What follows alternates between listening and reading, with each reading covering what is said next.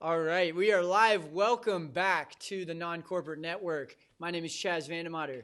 Dustin Trout. And we are live in studio coming to you with another episode of Fill in the Blank.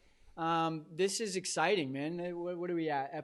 Colton, do you know what episode? Episode 7, lucky number 7. Thank you guys for being here. Thank you for checking us out. If you're wondering what the hell am I watching right now, this is, like I said, the Non-Corporate Network. This is a network broadcasting all things business for small business owners, entrepreneurs, people that are hustling out there. So if you're stuck in your cubicle, then I'm sorry, but you're not allowed to watch this. This is for entrepreneur community.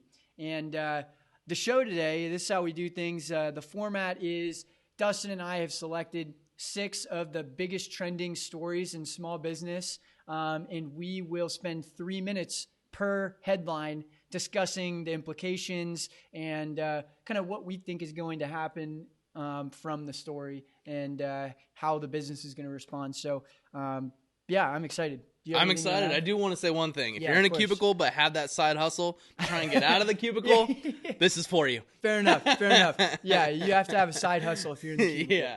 But, yeah, thank you guys for being here. We're excited to have everybody. And without further ado, let's just jump into it. We go ESPN style, so this is all about how we can make things a little bit more exciting. But yeah, first story, disastertizing. So what's happening during this pandemic in terms of TV advertising is crazy. There's a $10 billion plus hole in terms of money that was projected to be spent on TV advertising over the course of Q1. And a lot of brands are taking pretty much one side of the fence or the other. They're either saying I'm doubling down on advertising or I am going to cut my budgets and try to pay employees and not worry about marketing right now. What's a better approach? I mean, I know it's situational, but in your opinion, what's a better approach here? Well, double down. I mean, the costs are going down. I think you mentioned there's a 30% reduction in the cost for TV spots. I know from Facebook and Google, I mean, CPMs are the cost to reach people just continue to go down, and so it's cheaper attention. I think the difference between those that are doubling down and those that aren't might come down to not financial responsibility, but being fiscally responsible and having a cash reserve for when things happen. I mean, if you're running breaking even all the time, you're not going to have the money to pour into it. Yeah. But if you're sitting on a stockpile of cash, right now is the time to do it. I think it's all about being mindful of your messaging, and it's doing more brand. Now's the time to show who you are as a company, who you serve, and the value that you bring. All without saying, buy from me, go visit us. Just simply just talk about your vision and let people know. People will remember.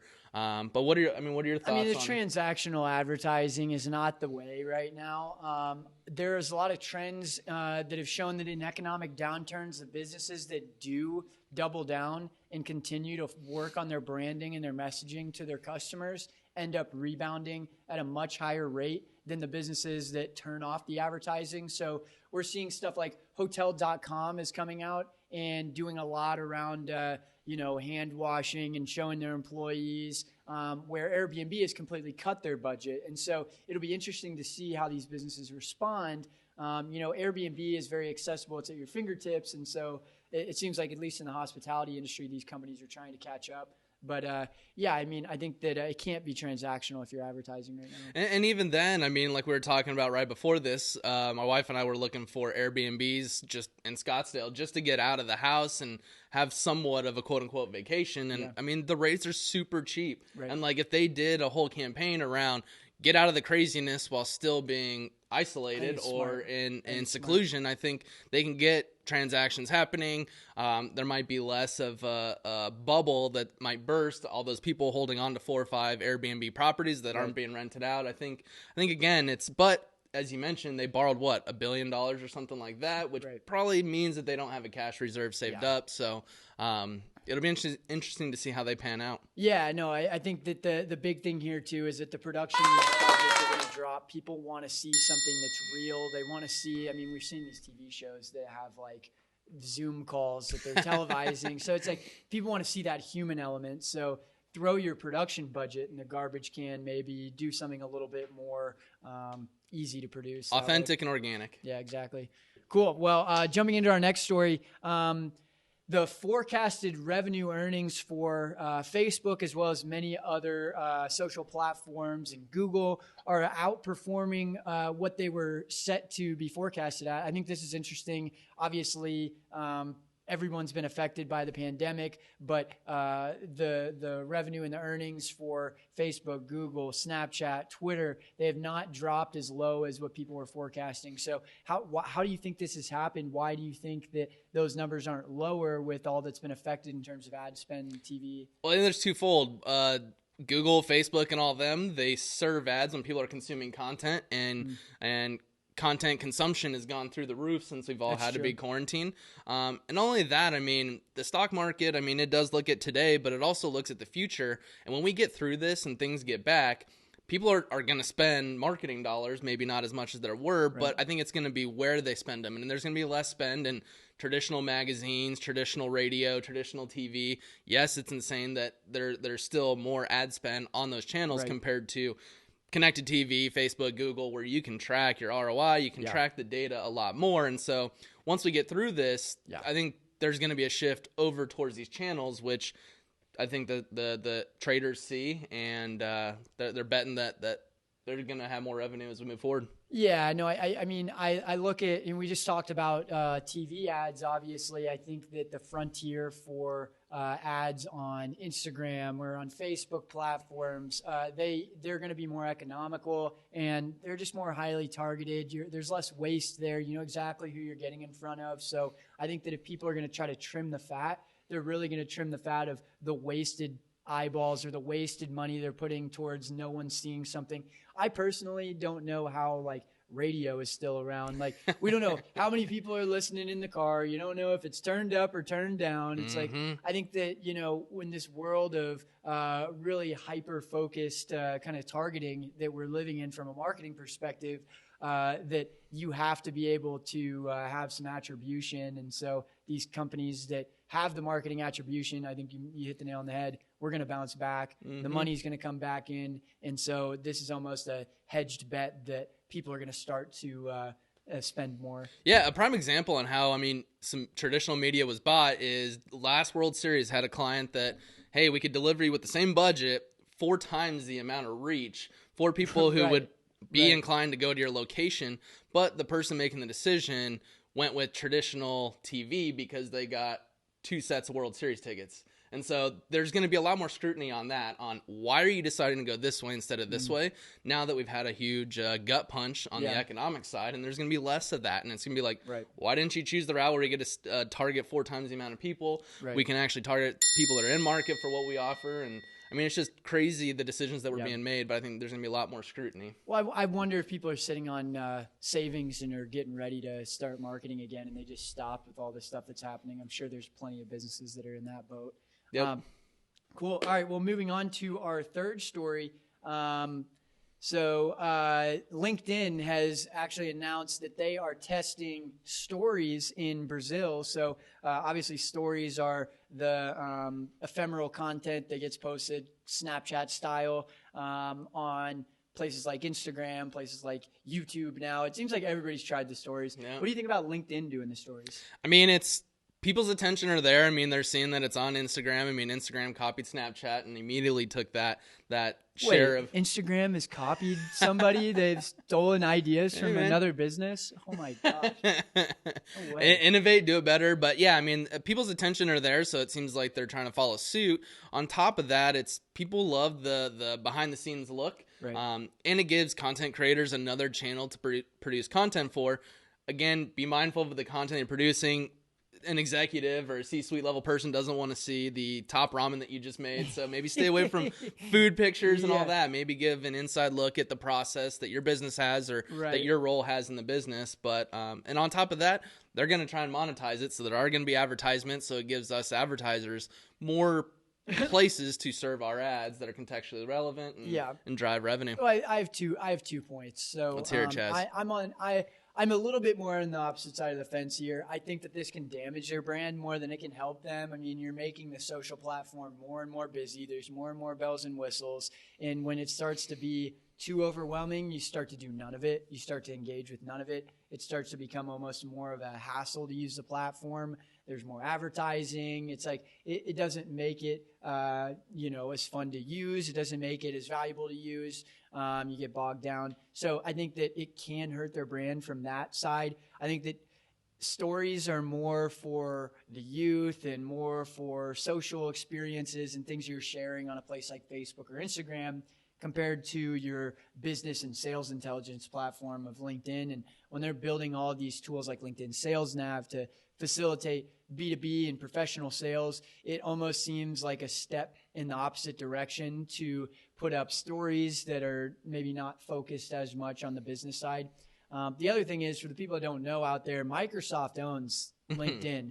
And so I don't think that Microsoft, I think it was an advantage for them owning LinkedIn because they decided we're not going to do everything like the normal social media company. And that's allowed them to create products that they've monetized sevenfold above just advertising. I mean, LinkedIn Sales Navigator in and of itself is a hugely successful business. So I look at it and I go, is this going to damage their rep? And is Microsoft kind of outgunned by these other social platforms? I mean, have they rolled it out to the U.S. or is it being first tested in Brazil? Yeah, it's not in the U.S. yet. So, I mean, it sounds like they have a testing plan. They may not be doing it. Yeah, it sounds like they have a testing plan in place. I mean, that's everything. Come out with a new idea, have a testing approach. If it works, keep growing it, and I'll be interested to see what happens from it. I'll love it if it comes to the U.S.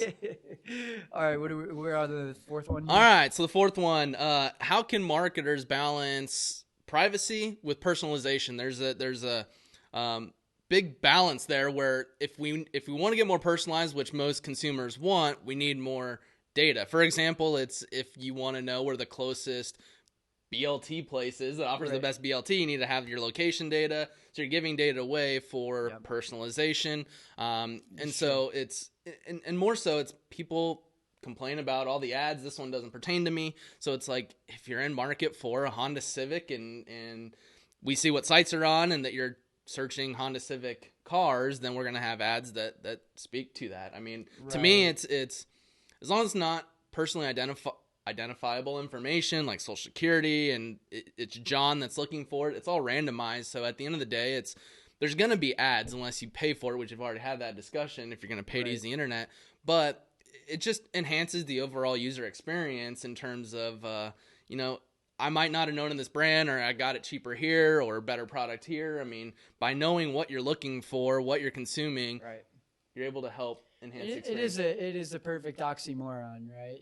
I want to be showed things that are relevant to me. I don't want to be showed prom dresses. It doesn't make sense for me to be seeing that. And so does that make for a more fluid experience maybe when you're browsing or you're online, when there are things that are being presented that are relevant to you? I assume the answer is yes. My whole thing here is that, the data privacy side is the Wild West. We don't know what that data is going to turn into. We don't know who has that data or who's monetizing it. So I think that I always err on the side of caution here and go, listen, I need some kind of insurance policy, if you will, that this data isn't just going to get thrown out to every other vendor. And now the thing that worries me is I give Instagram microphone access and I'm having a conversation about pizza and all of a sudden I'm getting pizza ads. It's like, I didn't sign up for you to be listening in on my conversation, even if it's natural language processing, serving me an ad. So it's like things like that kind of irk me for sure and don't make me feel like I'm safe using my devices. So it's like, I think that we need to think a little bit about that. Because the other thing in the story was the household retargeting, being able to say, okay, because I know who you are, I know you have a wife and a kid, and now I know what devices they have. It's like, now we're really kind of towing the line of what should be acceptable. What are your thoughts about that? As a marketer, I love it. Going back to a Honda, usually it's not one person that's going to make the decision. It's a household decision. So, as a marketer, we can get someone that landed on the website and then retarget the IP, so every device that's there, and create a household discussion around it. I just don't think that the household's informed about that. And if they're uninformed, but you're doing this, then that can be very damaging, not only to the advertiser, but to the policies. And I think it's a matter of time before people open their eyes and realize what's happening. And we're going to start to see some policy changes. So it sounds like for it, just need to be transparent about it. Let's regulate it a little bit. Let's make some rules about it. Yeah. I hear you though. Cool. On to our next story. So Amazon just won exclusive rights to stream NFL games. There's been a couple other companies like Twitter. Amazon had a 2-year deal, and now they had a 1-year deal, and now they just signed a 2-year deal to stream NFL games. And so I think this is a huge step for cord cutting. I mean, that's always been the biggest hurdle for OTT services like Sling and Hulu and all that, is not being able to stream live sports. And so we're just getting closer to ditching that cable and more towards online consumption. Yeah. I mean, what are your thoughts on Amazon taking it? We're fighting for second place here. Obviously, like, Netflix is sitting at the top of the pile right now, but Hulu has notoriously always kind of been the second option in terms of streaming. And I think that the NFL partnering with Amazon, Amazon is not an e-commerce product anymore. Like that, it used to just be, it's e-commerce. It used to be books. Yeah, it used to be a bookstore. Yeah, so Amazon is as much an e-commerce platform as it is a book platform now with partnerships like this. I mean, I think that they're leading the charge in terms of globalization. Their servers own 30% of the internet. I'll say that again. Amazon Web Services servers own 30+% of the internet. So this is not just an e-commerce company, and they're proving it here, and they're flexing their muscles on Hulu, going, yeah, we just outbid you for exclusive rights to the NFL. You can talk about your live sports and your Baker Mayfield campaign and everything else about it. Like, they own Thursday Night Football now, and so it's very interesting because we've seen this partnership in the NFL. They partnered with Yahoo for a year or two. They partnered with Twitter, and it's like finally like a company that I think can live up to the potential that an opportunity like this presents. So it'll be interesting to see. But and I mean, the NFL's been trying to go into more countries. I mean, you got Mexico, you got Europe. So, I mean, I think this is a huge step on the globalization where, I mean, Amazon has a footprint on most 30% of the world. So, I mean, this is a way to it could be a great partnership. I mean, from a marketer perspective, now I can serve ads over anyone that's watching it on Amazon. You're a Prime member. Well, they have to step up. I'm just thinking about this now, but like, Disney is not really in this conversation, but Disney owns ESPN, which is the biggest name in sports. That's what I don't understand. How has that not happened sooner? Yeah, I mean, I'm wondering, I look at this and I go, okay, Disney and ESPN, Hulu and their live sports, Amazon Web Services in the NFL, and I'm sure they're going to build more partnerships. So it's like, are we going to knock Netflix off of the top of the pedestal because of the lack of sports, or is Netflix a place you're just going to go for movies and television? I mean, it's a whole other ballgame because, I mean, yeah, they don't have live streaming. They don't have stuff that comes out yesterday or 2 days ago. So it's like, it's crazy that they're up at the top, but these other two companies seem to be a little bit more innovative and bring you shows in real time. Well, I think that we're in agreement that if you're a cable provider, you are you better be making innovating right now in the war room, talking about how you're going to innovate and do better. Otherwise, makes me feel like a little bit of a blockbuster kind of conversation happening in their boardrooms. Yeah. Yep. Cool. On to our last and final topic. So Burger King has rolled out a TV commercial that they have a QR code where people can then scan it and then go to their website to get a free Whopper. It's kind of one of the first of its kind by implementing QR codes. I mean, most people say QR codes are a thing of the past. I think they were way too early. I mean, it's a way too tied digital or offline to online or online to offline. I mean, for example, it's you don't have attribution on TV saying, hey, they saw this TV ad and they later purchased.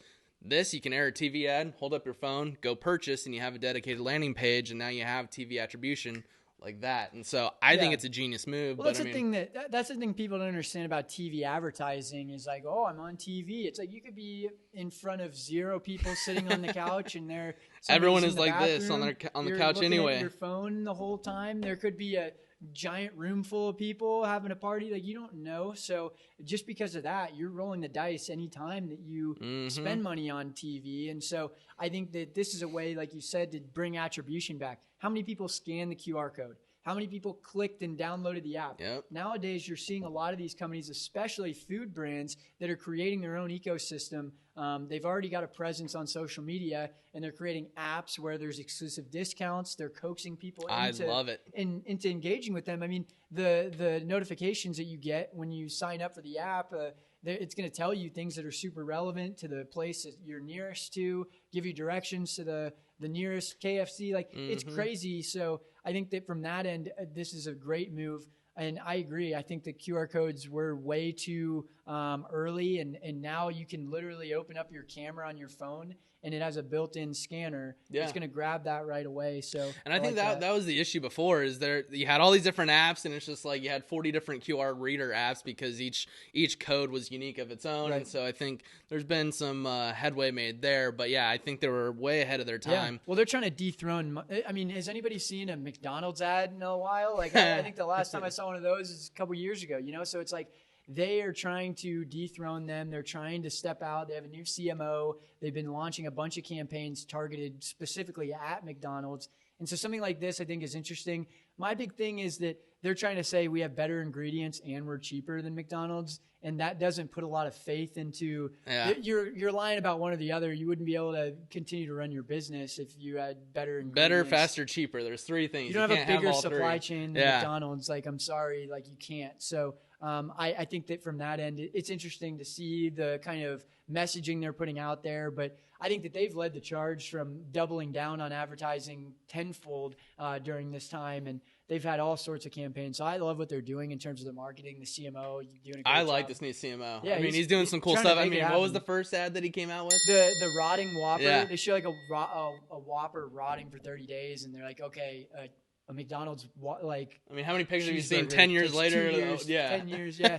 So I think that they're really trying to step up. But I mean, I think it's a good step in the right direction. I've been waiting for QR codes to come out on TV. Yeah, because they did one where essentially geofencing, where they took all the McDonald's restaurants, and as soon as you hopped in there, you had ads pop up that said, don't buy there, get your free BK meal or something like that. Yeah. So it's like, I mean, I love that. That's genius. No, I mean, I think, we got an arsenal for you this week, though. We got a lot of exciting stories, a lot of things happening in the world of business right now. It looks like we're going to get back in May 15th, mid-May. I mean, my wife said that they're going back May 15th. What did we just talk about that May 15th was? Yeah, American Airlines is making you wear masks on the plane finally on May 15th. A little late to the dance. Yeah, right. Yeah, but no, I think, I'm hopeful that we can kind of turn this around. I think that we've innovated from a business perspective so much over the last few months. So